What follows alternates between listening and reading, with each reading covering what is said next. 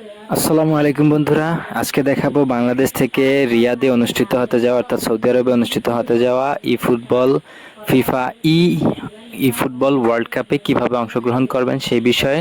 চ্যানেলে নতুন হয়ে থাকলে সাবস্ক্রাইব করতে ভুলবেন না, আর আগে থেকে সাবস্ক্রাইবার হয়ে থাকলে অসংখ্য ধন্যবাদ। তো চলুন ভিডিও শুরু করা যাক। তো আজকে মোটামুটি 4 ঘন্টা আগে বাংলাদেশ ফুটবল ফেডারেশন থেকে একটা পোস্ট করা হয় যে প্রথমবারের মতো বাংলাদেশ ফিফা ওয়ার্ল্ড কাপে অংশগ্রহণ করতে যাচ্ছে, যেটা অনুষ্ঠিত হতে যাচ্ছে সৌদি আরবে এবং রিয়াদে, যেখানে বাংলাদেশ লড়াই করবে 90-এর বেশি দেশের সাথে।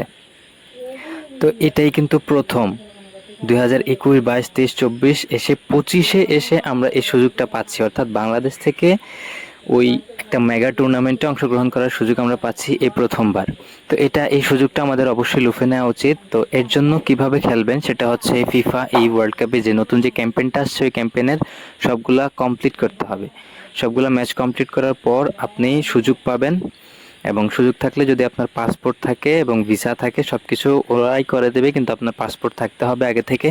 তো এই সকল করে বিভিন্ন প্রসেস কমপ্লিট করার মাধ্যমে আপনি অংশগ্রহণ করতে পারবেন। তো এটা আমাদের জন্য খুবই খুশির খবর।